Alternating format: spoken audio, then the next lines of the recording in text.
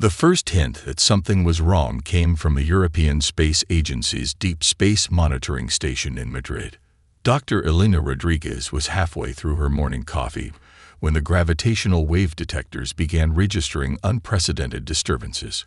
Within minutes, similar reports flooded in from observatories worldwide. Multiple objects decelerating from FTL, she announced to the rapidly assembling emergency response team. Mass estimates suggest this can't be right. She double-checked the readings, her hands trembling slightly. Largest object masses approximately 300 million metric tons. High above Earth's atmosphere, reality itself seemed to bend as dozens of vessels pierced through the fabric of space. Their hulls gleamed with an impossible metallic sheen that shifted colors like oil on water.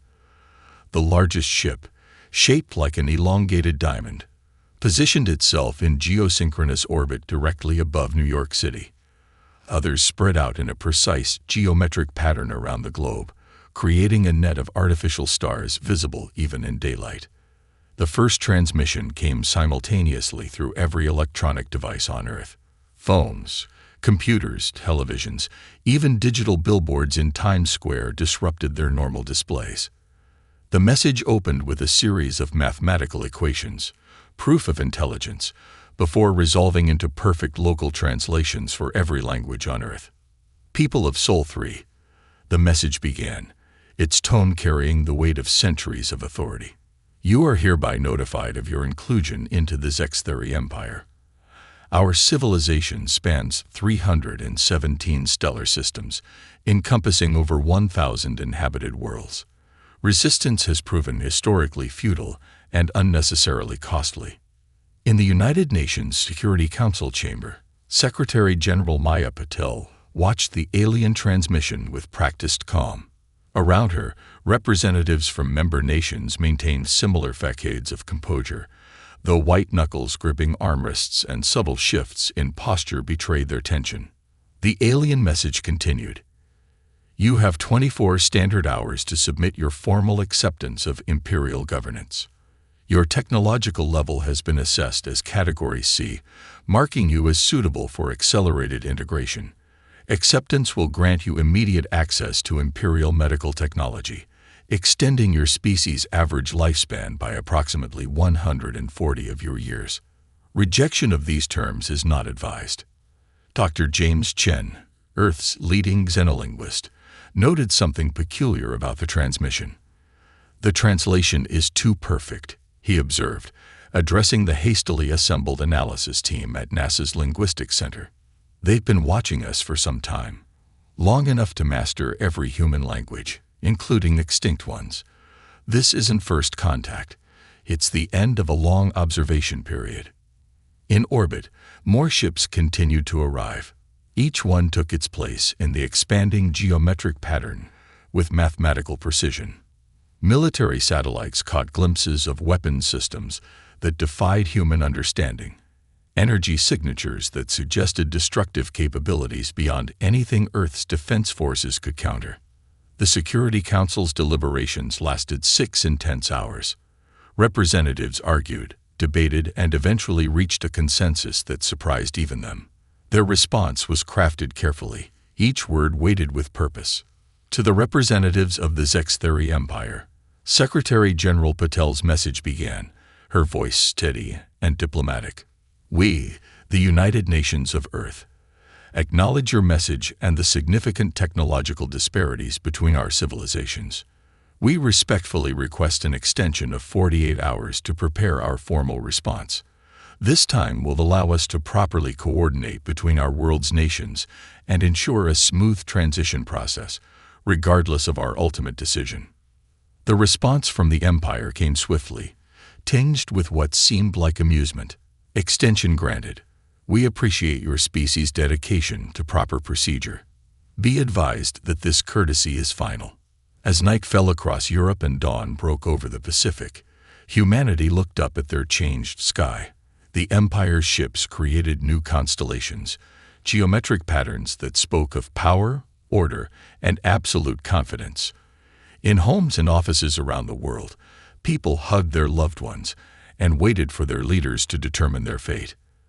They didn't know that deep beneath the Rocky Mountains, in a bunker designed to survive even nuclear winter, 12 people were about to initiate a plan 2 decades in the making. A plan that would show the Empire why making assumptions about humanity was their first and last mistake. General Sarah Chen remembered the day, 20 years ago, when the first evidence of the Zextheri Empire reached Earth. A private space telescope, tracking asteroids for a mining corporation, had captured something impossible. An artificial structure larger than Manhattan, assembling itself at the edge of the Kuiper Belt. The images landed on her desk at the Pentagon's Office of Special Projects, and within hours, she knew humanity's timeline for advancement had just been drastically shortened. Now, standing in the climate-controlled chamber beneath Mount Cheyenne, she faced 11 other individuals who carried the weight of humanity's future. Each had been chosen for their unique expertise: quantum computing, xenoeconomics, artificial intelligence, and strategic planning. They called themselves the Shadow Protocol, though no official record of their existence had ever been committed to any database. "Display chronometer," Chen commanded. A holographic countdown materialized in the center of the room. 39:14, 22 remaining in the Empire's deadline. Dr. Raj Patel, their lead quantum systems architect, pulled up the latest analysis of Imperial communications. "Their encryption is exactly what we predicted," he said, allowing himself a small smile. "They're still using the same quantum-based protocols we detected all those years ago. Overconfidence breeds stagnation." "Show me status echo," Chen ordered. The chamber's walls transformed into a global display, showing thousands of points of light. Each represented a dormant algorithm, carefully seeded throughout the Empire's vast economic network over the past 2 decades. Trading programs, financial arbitrage systems, and market analysis tools, all appearing perfectly normal to Imperial security, all waiting for activation. Ambassador Lu Wei, their diplomatic expert, studied the latest psychological profiles of Imperial responses to their time extension request. "Their amusement at our primitive diplomatic protocols is palpable," she noted. "They expect either surrender or a futile military response. The concept of a third option hasn't even occurred to them." 20 years of preparation had taught them everything about how the Empire functioned. Their stealth probes had mapped Imperial trade routes, analyzed their currency systems, and identified the critical weakness at the heart of their civilization: an absolute dependence on integrated digital economics. "Final systems check," Chen announced. Around the room, each specialist began their verification sequences. Dr. Isabella Martinez, head of their AI division, confirmed the status of the quantum-encrypted backup servers hidden in abandoned mines worldwide. These would preserve humanity's digital infrastructure through the coming silence. "ShadowNet is green," she reported. "All essential systems are ready for isolation and transfer." The youngest member of their group, Dr. James Wilson, had spent his entire career designing the virus that would turn the Empire's economic strength into its undoing. "Quantum infiltration packages are in position," he confirmed. "The Empire's trading algorithms see them as standard market optimization tools. They've been using our code to make themselves richer for years without realizing it." Chen walked to the central console, where a simple red button sat beneath a clear protective cover. The button itself was ceremonial. The actual activation would require synchronized biometric confirmation from all 12 members. But symbols mattered, even here at the end. "Time check," she called out. 39:2, 15 remaining. The system responded.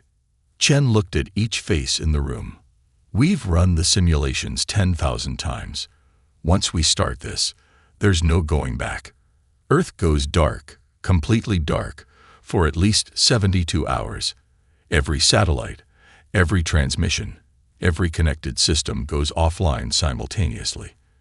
To the Empire, it will look like global technological suicide. And while they're trying to understand why we'd choose death over submission," Dr. Patel added, "our sleeping giants wake up in their networks. By the time they realize what's happening, their entire economic system will be experiencing cascading failures." Ambassador Liu's expression was grim but determined. The hardest part will be maintaining silence while a plan unfolds. No matter what they do, no matter what they threaten, we cannot break radio silence until the economic collapse reaches critical mass.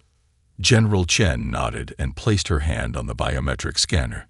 One by one, the others did the same. The red button began to pulse softly. For Earth, Chen said quietly, "Initiate Operation Sleeping Giant." 12 hands reached for their authorization keys, in precisely synchronized motion. They turned them, and Earth prepared to go dark. At 2:59 p.m. UTC, 8-year-old Min Ji Kim in Seoul was watching her favorite animated show about space explorers. In Rio de Janeiro, millions were glued to the championship soccer match between Brazil and Argentina. News channels worldwide maintained their continuous coverage of the Imperial fleet looming above, their cameras fixed on the geometric pattern of ships that had become the newest stars in Earth's sky. At precisely 3:00 p.m. UTC, everything stopped. Minji's television froze on a single frame. An astronaut's smile caught mid-adventure. The soccer stadium's massive screens went black, leaving 80,000 fans in sudden, stunned silence. Every cell phone on Earth displayed the same message. Emergency shutidiyun protoko linitated. Before going dark, satellites quietly powered down their transmission systems. The Internet, that vast neural network of human communication, simply ceased to be. Aboard the Imperial flagship Eternal Dominion, first observer Zexnar watched in disbelief as human civilization appeared to commit technological suicide. Impossible, they whispered, their crystalline sensory appendages flickering with confusion. Run a full spectrum analysis. They must be masking their emissions somehow. But the analysis only confirmed what their sensors initially reported. No radio waves, no digital transmissions, no artificial electromagnetic signatures of any kind. A planet of nearly 8 billion intelligent beings had just voluntarily returned themselves to a pre-industrial state of communication. Launch atmospheric probes, Zexnar commanded. I want visual confirmation of their status. The probes descended through Earth's atmosphere, their advanced cloaking systems rendered almost redundant by the complete absence of active human detection systems. They found cities still illuminated by emergency power systems, streets still full of people going about their business. But every screen, every digital device, every modern communication system was silent. In London's Trafalgar Square, street performers quickly set up impromptu stages, entertaining the crowds with acoustic music and theatrical performances. Paris saw an immediate revival of street art, with chalk artists covering sidewalks and messages of hope and resistance. Humanity, it seemed, remembered how to live without digital connection. The Imperial Command was baffled. Their tactical computers ran scenario after scenario, trying to understand the logic behind such an action. Their strategic databases, containing records of over 10,000 planetary subjugations, had no precedent for this response. Perhaps they believe we cannot conquer what we cannot communicate with, suggested second tactician Vexmore. A primitive but interesting strategy. But first observer Zexnar felt an unfamiliar sensation. Doubt. In all their centuries of service to the Empire, they had never encountered a species that would choose silence over submission. It suggested either madness or a level of strategic thinking that transcended imperial understanding. Underground, in the Shadow Protocol's bunker, General Chen and her team monitored the situation through their isolated ShadowNet systems. They watched as confusion spread through the Imperial fleet, observed through passive sensors that required no transmissions. They're launching more probes, Dr. Martins reported, reading data from their quantum-shielded displays, trying to understand what they're seeing. Their command ships are in constant communication, broadcasting on all frequencies. They're getting sloppy. Ambassador Liu studied the Imperial communications they could intercept. Their language patterns show increasing stress. They don't know whether to treat this as surrender, resistance, or mass suicide. The uncertainty is paralyzing their command structure. The hardest part was maintaining discipline. Around the world, millions of humans fought the instinct to check their phones, to turn on their televisions, to reach out digitally to loved ones. But years of preparation had created robust alternative systems. Bicycle messengers carried handwritten notes between critical facilities. Signal mirrors flashed messages between buildings. Old ham radio operators stood ready but silent, their equipment powered down, waiting for the signal that would come only after victory. In the bunker's tactical display, Dr. Patel watched as their dormant programs began to stir within the Imperial network. "The first algorithms are starting to wake up," he announced quietly. "They're identifying vulnerabilities in the Imperial trading systems. Everything we predicted about their network architecture was correct." General Chen allowed herself a small smile. "Then we maintain silence. Let them watch our apparent death while their own systems begin to crumble from within." Sometimes the loudest message is no message at all. Above, the Imperial fleet maintained their perfect formation, weapons primed for a resistance that never came, completely unaware that humanity's true attack had already begun. Deep within the Imperial trading networks, something stirred. Like digital seeds sprouting after a long winter, Earth's dormant algorithms began to unfold. Each program had been crafted with infinite patience, disguised as routine financial software that the Empire's own merchants had eagerly adopted over the past 2 decades. In the Shadow Protocol bunker, Dr. James Wilson watched his life's work come alive. His screen showed the Imperial Economic Network as a vast constellation of light, each point representing a different financial hub. "First wave activation confirmed," he announced. "The programs are identifying themselves and establishing secure quantum links." The brilliance of the plan lay in its simplicity. For 20 years, Earth had offered the Empire's traders optimization algorithms that genuinely made them richer. The programs worked exactly as advertised, finding market inefficiencies and exploiting them for profit. The Empire's merchants had become dependent on this Earth-made software, installing it in every major trading hub across 300 star systems. "Show me Network Path Alpha," General Chen commanded. The main display shifted, revealing streams of data flowing between Imperial financial centers. The first signs of the attack were almost imperceptible. Microscopic delays in transactions, tiny rounding errors in currency conversions, fractional inconsistencies in exchange rates. Dr. Isabella Martinez monitored the artificial intelligence systems guiding their economic assault. "The Imperial trading eyes are doing exactly what we predicted," she reported. "They're detecting the small anomalies and automatically applying our correction protocols, which are actually amplifying the errors." In the Centauri Prime Financial Exchange, the Empire's second-largest trading center, a junior analyst noticed something odd about the day's mineral futures contracts. The numbers didn't quite add up, but when she applied the standard Earth-made correction software, everything balanced perfectly. She logged the incident as resolved, unaware that she had just authorized the first of millions of subtle mathematical contradictions that would cascade through the system. Ambassador Liu studied intercepted communications from Imperial economic centers.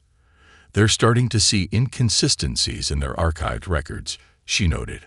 "Account histories are showing different values depending on which system accesses them, but each variation appears valid according to their verification protocols."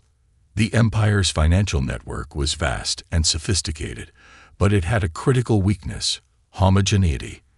Every system used identical protocols, identical security measures, identical verification methods. By understanding one part, humanity had understood the whole. And now that understanding was becoming a weapon. Dr. Patel pulled up a visualization of their quantum intrusion software. "Phase 2 is ready," he announced. "The dormant programs have finished their initial mapping. They've identified the load-bearing pillars of the Imperial economy." He paused, allowing himself a small smile. "Would you like to see what happens when we remove them?" General Chen nodded. "Execute Phase 2. Across the galaxy, Earth's hidden algorithms began their true work. Currency exchange rates started shifting in mathematically impossible ways. Trading systems began reporting contradictory values for the same assets. Authentication protocols confirmed that all transactions were valid, even as the underlying numbers became increasingly irrational. "Look at this," Dr. Wilson said, pointing to his screen. "Their automatic correction systems are trying to resolve the contradictions, but every fix creates two new problems. It's like watching a digital immune system attack itself." In the imperial capital markets on Zex Prime, the first major anomaly appeared. A routine audit revealed that a trillion-credit merchant fleet had apparently both doubled and halved in value simultaneously. Both valuations were properly documented, properly authenticated, and mathematically sound according to different but equally valid calculation methods. "They'll try to shut down the trading system soon," Ambassador Liu predicted, reading the increasing panic in imperial communications. But it's too late. The contaminated data is already in their archives, certified as correct by their own verification systems. Dr. Martinez watched as their AI systems adapted to each imperial countermeasure. "The beauty of it is that they can't just roll back to earlier records," she explained. "Our algorithms have been silently altering their archives for years, creating a web of interdependent contradictions. Every backup they check will only introduce new inconsistencies." General Chen stood silently, watching the Empire's financial nervous system begin to convulse. Soon, their mighty civilization would discover that their greatest strength, their perfectly integrated economy, had become their greatest vulnerability.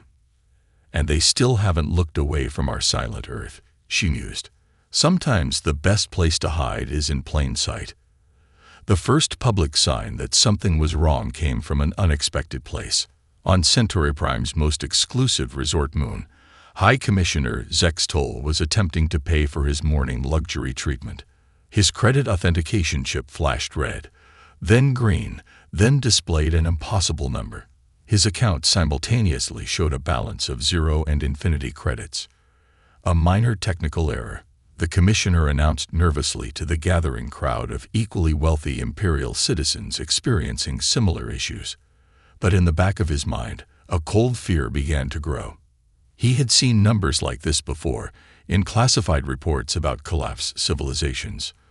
In the Shadow Protocol bunker, Dr. Wilson tracked the spread of their economic virus through the imperial financial networks. "The quantum contradictions are reaching critical mass," he reported. "Their automated systems are trying to reconcile the errors, but each correction exponentially multiplies the problem." The displays showed a cascade of failing financial systems. Red lights bloomed across the galactic map like a digital wildfire. Major trading hubs began shutting down as their verification systems encountered paradoxes they couldn't resolve. Ambassador Liu monitored imperial communications with growing satisfaction. "They're starting to panic. The wealthy elites are discovering their fortunes exist in multiple contradictory states. The Empire's mathematical certainty is dissolving into quantum uncertainty." On the imperial capital world, Zex Prime, the central bank's quantum computers began to fail. Each machine encountered the same problem. When calculating the Empire's total economic value, they produced answers that were simultaneously correct and impossible. The numbers existed in a superposition of states, and every attempt to collapse them into a single value only created more contradictions. "Look at this," Dr. Martinez called out, highlighting a section of code. "Their AI financial advisors are starting to go offline. They're encountering logical paradoxes they can't resolve. The Empire built their entire economy on the assumption that mathematics is absolute." General Chen allowed herself a grim smile. "And we gave them quantum mathematics instead, where every number can be two things at once, where certainty dissolves into probability." The crisis spread faster than anyone, even the Shadow Protocol team, had anticipated. Imperial citizens discovered their savings locked in quantum states, simultaneously empty and overflowing. Merchant fleets found their fuel accounts reading as both fully paid and deeply in debt. The Empire's perfectly ordered financial system began to look more like a quantum physics experiment gone wrong.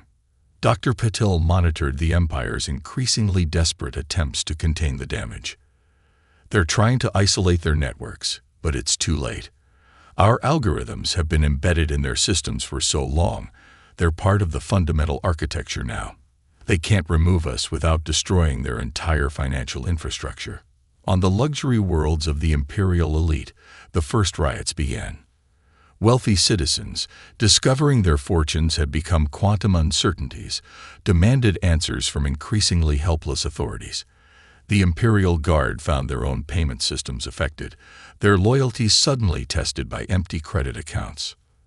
Their military supply chain is starting to break down, Dr. Wilson noted with satisfaction. Ships can't refuel because their credit systems can't determine if they've paid or not. The entire Imperial logistics network is grinding to a halt. Ambassador Lu's screens filled with increasingly panicked communications from Imperial command centers. They're starting to suspect Earth might be responsible, but they can't prove it. Our silence is driving them crazy. They have no idea how we could attack their economy while apparently being offline. In the center of the bunker, General Chen watched the Empire's financial collapse accelerate.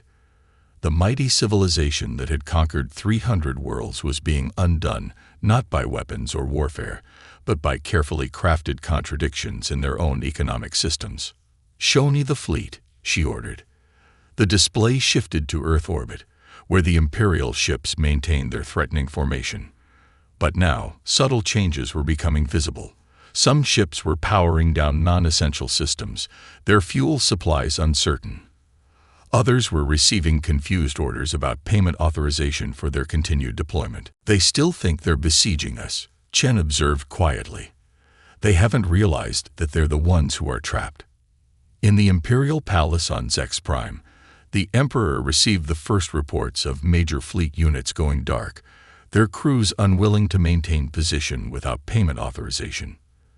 The greatest military force in known space was being defeated not by weapons, but by accounting errors. The Empire was beginning to learn a lesson humanity had known for centuries. Sometimes the most devastating weapons aren't the ones that destroy things, but the ones that make things destroy themselves. The Zextheri Empire had always prided itself on efficiency. 300 star systems, linked by a single economic network, unified under one government, protected by one military force. Now that perfect integration was becoming their perfect nightmare. In the Shadow Protocol bunker, Dr. Martinez watched the cascade of system failures spreading across her display. "The quantum contradictions have reached their confidence threshold," she announced. "Imperial banking AS are beginning total shutdown. They can no longer distinguish between valid and invalid transactions." The effects rippled through Imperial space faster than light itself. On the agricultural world of Harvest 9, automated farming systems stopped operating when their maintenance contracts entered quantum uncertainty. On the industrial powerhouse of Forge 7, production lines froze as raw material ownership became impossible to verify. Dr. Wilson pulled up a holographic representation of the collapse. Their entire supply chain is unraveling. "Look at this. Shipping companies can't verify fuel payments, so ships are refusing to leave port. Colonies can't confirm food deliveries. The whole system is paralyzed by uncertainty." In orbit around a distant mining world, Captain Vexler of the Imperial cruiser Unwavering Might faced a mutiny. His crew, discovering their past year's salary existed in a state of quantum uncertainty, demanded answers he couldn't provide. Across the fleet, similar scenes played out as the Empire's carefully maintained military discipline collided with economic chaos. "Their command structure is breaking down," Ambassador Lu reported, studying intercepted communications. "Colonial governors are declaring emergency autonomy. They're trying to isolate their local economies from the Imperial network, but our algorithms are already inside their systems." General Chen nodded grimly. "How many Imperial worlds have gone dark?" Dr. Patel consulted his displays.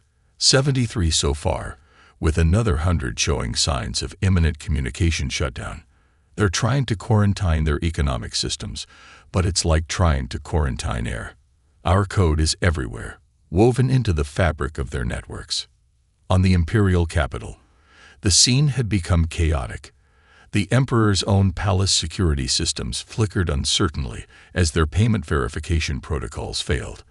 In the Grand Economic Council chamber, advisors argued desperately over contradictory reports, showing the empire simultaneously at peak prosperity and total bankruptcy. Their entire civilization runs on absolute mathematical certainty, Dr. Martinez observed. We gave them uncertainty instead. Every transaction, every contract, every financial record now exists in multiple contradictory states. Their systems can't handle the cognitive dissonance. The displays showed the empire's response times growing slower, their actions more hesitant. Every decision had to be questioned, every order verified through increasingly unreliable systems. The mighty imperial war machine, dependent on instant monetary transfers and perfect logistical coordination, began to stutter and stall. "Show me the colonial responses," General Chen commanded. The main screen shifted to display dozens of imperial worlds. One by one, they were declaring independence, their local governments realizing that the empire's economic infrastructure was beyond salvation. Ambassador Liu's expression was grim but satisfied. The outer colonies are breaking the way first. They've always been more independent. The core worlds are trying to maintain imperial authority, but without their economic tools of control. Their whole society is based on financial incentives, Dr. Wilson completed the thought. Take away their ability to reliably transfer wealth, and their power structure crumbles. In the imperial fleet still surrounding Earth, ships began to go dark. Without verified fuel payments, captains were forced to power down non-essential systems. Strategic reserves existed, but accessing them required authorization from a financial system that could no longer provide reliable authentication. Dr. Patel monitored the spreading chaos with clinical detachment. The beauty of it is, they can't even trust their backups. Our algorithms have been altering their archived records for years, creating a web of time-delayed contradictions. Every backup they check only introduces new inconsistencies. General Chen stood at the center of the command room, watching the empire's collapse accelerate. The civilization that had conquered hundreds of worlds through economic domination was being destroyed by its own financial weapons. They built their empire on numbers, she said quietly. They never imagined that someone would teach those numbers to lie. 72 hours of silence had transformed the galaxy. The mighty Zextheri Empire, once a beacon of order and power, now faced chaos on an unprecedented scale. In the Shadow Protocol bunker, General Chen and her team watched their plan reach its culmination. Economic collapse has reached 94% of imperial systems, Dr. Wilson reported, his screen showing cascading failures across the galaxy. Their quantum currency exists in so many contradictory states that their entire banking system has gone into emergency shutdown. Ambassador Liu studied the latest intercepted communications from the Imperial Palace. Their leadership is fracturing. The Empress herself can't access her own treasury. Colonial governors are declaring independence by the hour. It's time. General Chen took a deep breath. For 3 days, Earth had maintained absolute silence while their economic weapons did their work. Now it was time to speak. Begin transmission preparations. Dr. Martinez, show me the fleet status. The main display shifted to show the Imperial ships still surrounding Earth. Most had powered down to emergency systems only, their crews trapped in a nightmare of payment uncertainty and supply chain collapse. The mighty armada that had arrived to conquer Earth now floated helplessly, unable even to maintain proper formation. All systems ready, Dr. Patil announced. Our quantum channels are clear. We can broadcast directly to every Imperial command center simultaneously. General Chen nodded. Execute Operation First Word. Across the galaxy, every Imperial command screen suddenly flickered to life. In the palace on Zex Prime, on warships throughout the fleet, in colonial administration offices across 300 worlds, the same message appeared. To the leadership of the Zextheri Empire.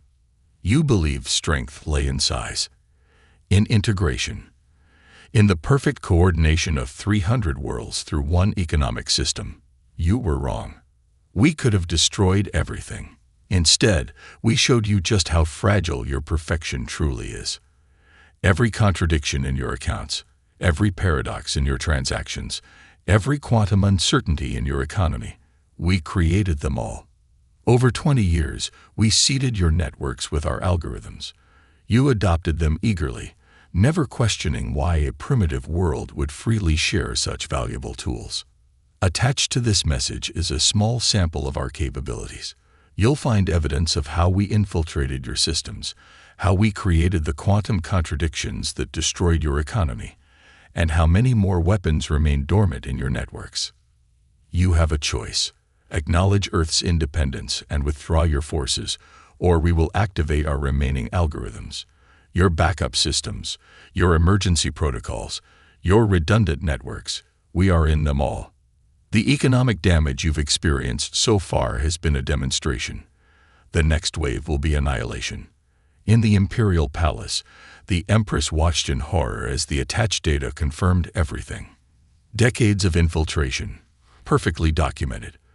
Their own security logs, showing how Earth's programs had spread through their networks like a digital virus. Freighting records revealing how their own merchants had paid handsomely for the privilege of installing humanity's weapons in their systems. Back in the bunker, Ambassador Liu monitored the Imperial response. They're verifying the data we sent. Every test confirms its authenticity. Their own systems are testifying against them. Dr. Martinez highlighted a particular section of their displays. Look at their command ships. They're trying to purge their systems, but our code is too deeply embedded.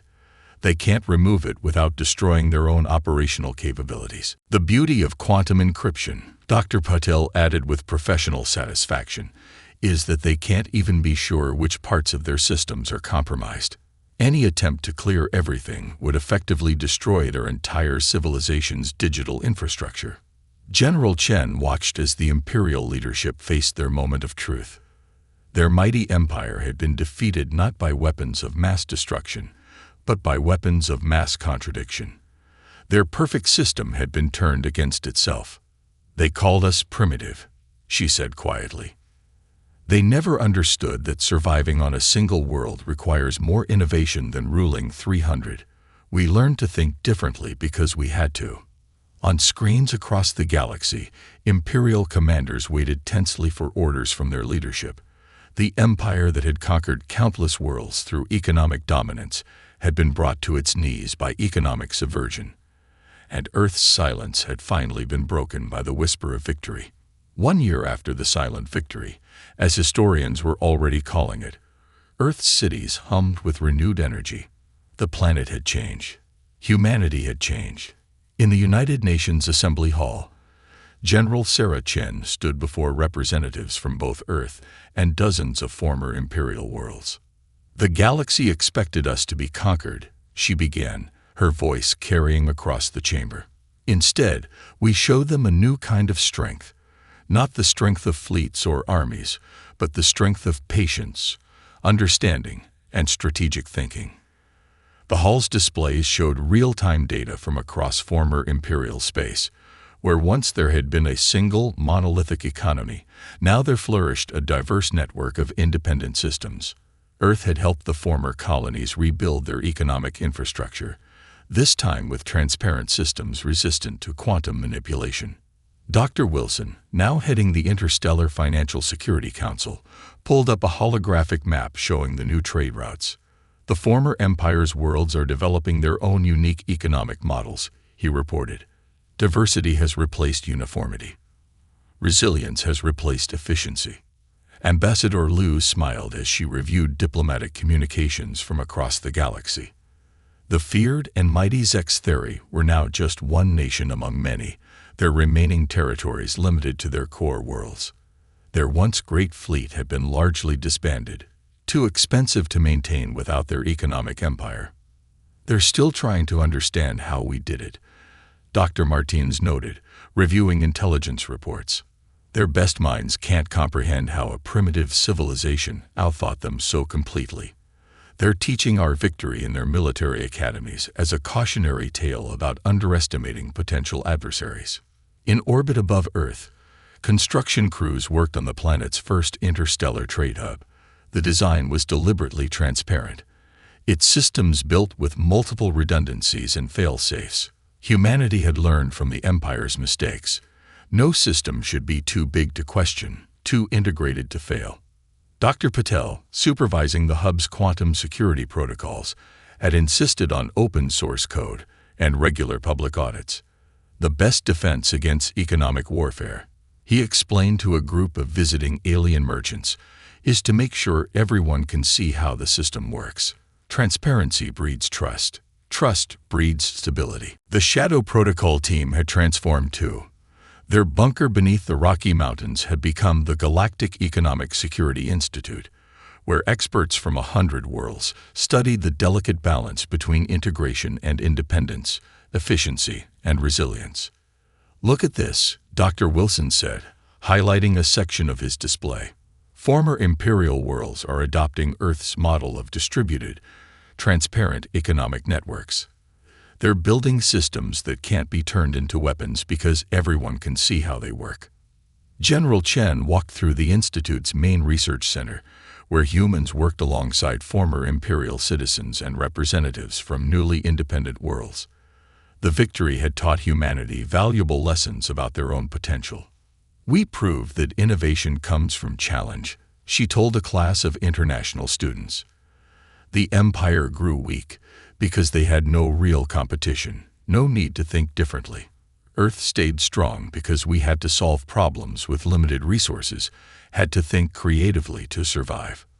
Ambassador Liu's diplomatic corps had grown into a respected interstellar advisory body.